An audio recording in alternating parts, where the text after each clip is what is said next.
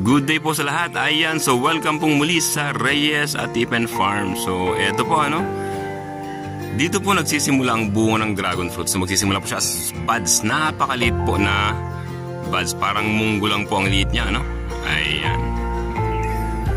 So mula po sa maliit po na buds na yun ay magiging ganito po yan. Ayan, so unti-unti po siya lalaki. So siguro ito mga 5 araw na po, Ayan. So parang rosas po kung tawagin ng iba, Para kasi siyang rosas. Ayan po, Ayan, mga ganyan po.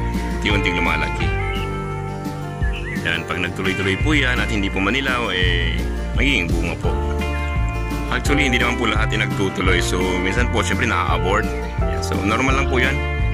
Kumbaga hindi kinakaya, Sa sobrang init. Yan po. Ayan po, May mga na-abort din po. Pero kapag nagtuloy-tuloy po, yan po, lalaki po ng lalaki. Actually, mga gantong sizes po, may mga na-abort pa rin po. Ayan, pero okay lang po yan. Ayan, unting lumalaki po siya.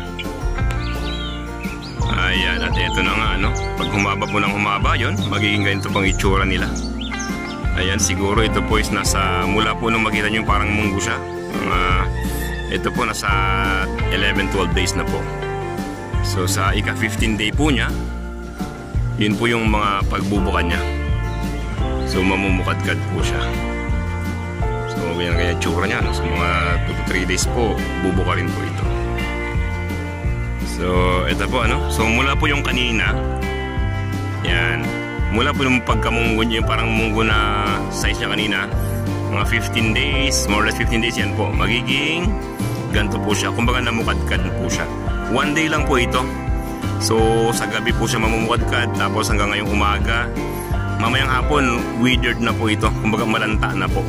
Pag nalanta, okay lang po yan. Unti-unting malalanta po talaga itong bulaklak. Kasi po magiging bunga na po siya. Ito nga pala yung isang nagkuhan. Medyo malaki na pero namatay. So normal lang po yan, Medyo nakakapanghinayang pag may mga ganun po na namamatay na mga bunga, pero okay lang po yan. Mahalaga po may mga nagtutuloy po. So ito po, gaya po nito. So after po ng pamumukadkad, yung parang ganun po, ayan, magiging bunga po siya. So mula sa pagiging munggo, then naging namukadkad siya. From pamumukadkad po hanggang sa maging hinog is 30 days naman po.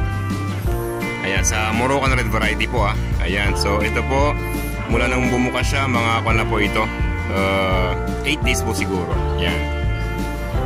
So ilang araw pa ba? Nasa more than 20 days pa po, hinog na po ito. So i-harvest po natin. Ayan, so April 17 po ngayon. So mga May po, mga May 10, ganun po, harvest na po natin ito. So yun po yung mga stages po ng dragon fruit. Thank you for watching. God bless.